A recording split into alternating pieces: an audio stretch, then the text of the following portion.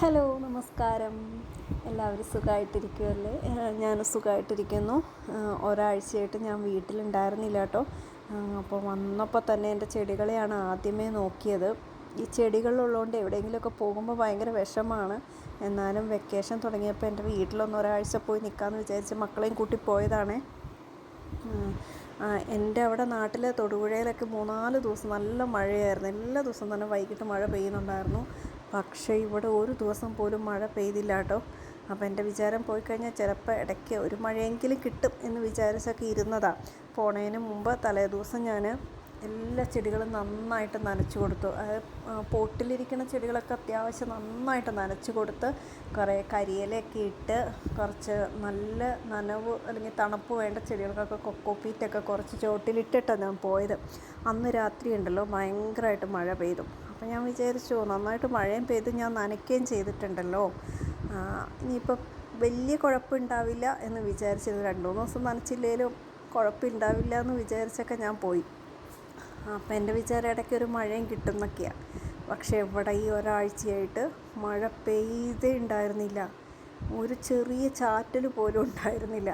പക്ഷേ ഇടയ്ക്ക് ഒരു ദിവസം ഹസ്ബൻഡ് നനച്ചു എന്ന് പറഞ്ഞു കേട്ടോ. പക്ഷേ നമ്മൾ പോട്ടിലിരിക്കുന്ന ചെടികൾക്ക് ഒരു കുഴപ്പമുണ്ട് കേട്ടോ, ഡെയിലി നനച്ച് കൊടുത്താൽ അത് ഫ്രഷായിട്ട് നിൽക്കത്തുള്ളൂ. ഇപ്പോൾ പറമ്പിലൊക്കെ ഡയറക്റ്റ് മണ്ണിൽ അല്ലെങ്കിൽ പറമ്പിൽ നട്ട് പിടിപ്പിച്ചേക്കണാകുമ്പോൾ അത്രയ്ക്ക് വലിയ കുഴപ്പം വരത്തില്ല. ഒരു മഴയൊക്കെ കിട്ടിക്കഴിഞ്ഞാൽ 2-3 ദിവസം വലിയ കുഴപ്പമുണ്ടാകത്തില്ല. പക്ഷേ പോട്ടിൽ നട്ടത് നല്ല സമ്മറിൽ, ഇപ്പോഴത്തെ ചൂടെന്ന് പറഞ്ഞാൽ സഹിക്കാൻ പറ്റാത്ത ചൂടല്ലേ, നമ്മൾ എത്ര ശ്രമിച്ചാലും വെള്ളം ഡെയിലി ഒഴിച്ചു കൊടുക്കണം. അത് മാക്സിമം മോർണിംഗ് ഒഴിച്ചു കൊടുത്താൽ ചെടികൾക്ക് അത്രയും സന്തോഷം, നല്ല ഫ്രഷായിട്ട് അന്നത്തെ ദിവസം നിൽക്കും. വേനൽക്കാലത്ത് ഞാൻ ശ്രദ്ധിച്ചിട്ടുണ്ട്, വൈകുന്നേരം ഒഴിക്കുന്നതിൽ രാവിലെ ഒഴിച്ചു കൊടുത്താൽ ചെടികളെല്ലാം ഫ്രഷായിട്ട് നിൽക്കും. അപ്പോൾ എൻ്റെ ബോഗൻ വില്ലാസിന് വലിയ കുഴപ്പമില്ലായിരുന്നു. ഇടയ്ക്ക് 2 ദിവസം ഹസ്ബൻഡ് വെള്ളമൊക്കെ ഒഴിച്ചു കൊടുത്തുകൊണ്ട് വലിയ വാട്ടമില്ല. പക്ഷേ ബാക്കി എൻ്റെ ചെടികൾക്കൊക്കെ നന്നായിട്ട് ഒരു വാട്ടും ക്ഷീണമൊക്കെ വന്നിട്ടുണ്ടായിരുന്നു. പിന്നെ കരിയിലയും കൊക്കോപ്പീറ്റൊക്കെ ഇട്ട് കൊടുത്തുകൊണ്ട് അവർ സർവൈവ് ചെയ്തു കേട്ടോ. പിന്നെ ഈ പൂച്ചെടികളാണ് ആകെ പ്രശ്നം. നമ്മൾ അത്യാവശ്യം ഒരു വെള്ളം ഡെയിലി കിട്ടിയില്ലെങ്കിൽ ചൂട് കാലത്ത് പെട്ടെന്ന് വാടിപ്പോകും. അതുപോലെ കുറച്ച് ഇലച്ചെടികളുണ്ടായിരുന്നു വീടിന് പുറകിൽ വെച്ചിരിക്കുന്ന ചെറിയൊരു ഗാർഡൻ സെറ്റ് ചെയ്തെടുത്ത്. അത് ഹസ്ബൻഡ് ആകെ ഒരു ദിവസം വെള്ളം ഒഴിച്ചിട്ടുണ്ടായിരുന്നുള്ളൂ. അവിടെയാണ് വലിയ പ്രശ്നം വന്നത് കേട്ടോ. നമ്മൾ ആ ഇലച്ചെടികൾക്കൊക്കെ വളരെ കുറച്ച് വെള്ളം ഡെയിലി ഒഴിച്ച് കൊടുക്കേണ്ട ചെടികളാണ് ഈ വേനൽക്കാലത്ത്. കാര്യം കുറച്ച് ഷെയ്ഡിലൊക്കെ ഇരിക്കുന്നതെങ്കിലും ബാക്കി കുറച്ച് ഡയറക്റ്റ് സൺലൈറ്റ് അടിക്കത്തില്ല. പക്ഷേ ചെറുതായിട്ട് ലൈറ്റ് അടിക്കുന്ന രീതിയിലാണ് വെച്ചിരുന്നത്. എനിക്ക് നന്നായിട്ട് പിടിച്ച കുറച്ച് ബോൾസം ചെടികളുണ്ടായിരുന്നു. നന്നായിട്ട് പിടിച്ച് പൂവൊക്കെ ഇട്ട് തുടങ്ങി നല്ല ഹെൽത്തി ആയി വന്നത്. അതെല്ലാം തന്നെ പോയിട്ട് എനിക്കത് ഭയങ്കര വിഷമായി. നന്നായിട്ട് പിടിച്ച് ഞാൻ ഒരുപാട് കഷ്ടപ്പെട്ട് പിടിപ്പിച്ചെടുത്ത ചെടികളായിരുന്നു, അതൊക്കെ വാടിപ്പോയിട്ടുണ്ട്. ആകെ ഒരു ദിവസം വെള്ളം ഒഴിച്ചാൽ പോരാ. ബോൾസം ചെടികൾക്കും വിൻഗ ചെടികൾക്കും ഒക്കെ ഡെയിലി വളരെ കുറച്ച് സമ്മർ കാലത്ത് വെള്ളം ഒഴിച്ചു കൊടുക്കണം. പക്ഷേ അല്ലെങ്കിൽ ഒരു 1.5 അടമെങ്കിലും ഒഴിച്ചു കൊടുത്താലേ അത് സർവൈവ് ചെയ്ത് വരത്തുള്ളൂ. എൻ്റെ ചെടികൾ കുറേ വാടിപ്പോയി. അപ്പോൾ എനിക്ക് ഭയങ്കര സങ്കടമായി.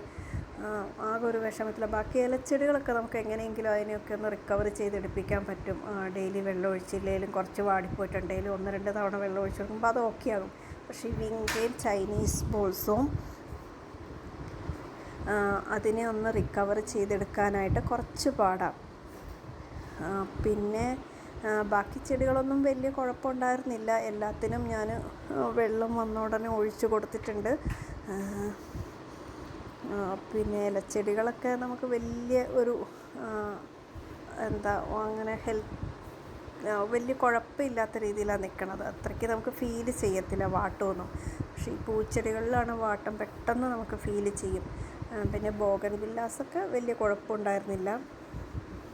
പക്ഷേ കുറച്ച് എൻ്റെ ഫ്രൂട്ട്സ് പ്ലാന്റ്സൊക്കെ പോട്ടിൽ ഞാൻ നട്ടിട്ടുണ്ടായിരുന്നു. അതൊക്കെ കുറച്ച് വാടിയാണ് നിന്നിരുന്നത്.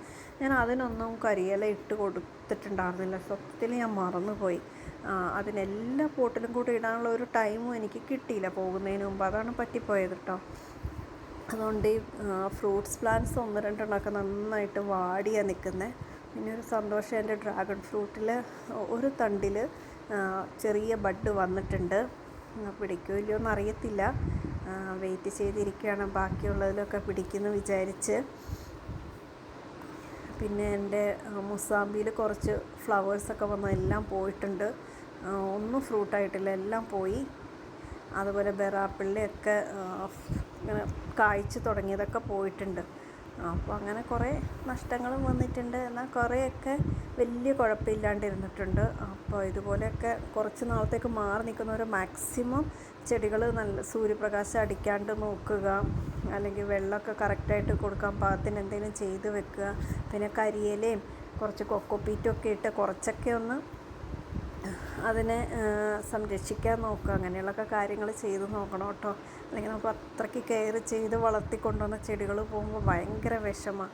ഞാൻ പിന്നെ എൻ്റെ ഒരു സമാധാനത്തിന് വന്ന ഉടനെ തന്നെ ചെടികൾക്ക് വെള്ളമൊക്കെ ഒഴിച്ച് കൊടുത്തു. ഇനി എത്രയും പെട്ടെന്ന് എല്ലാത്തിനെയും ശരിയാക്കി എടുക്കണം.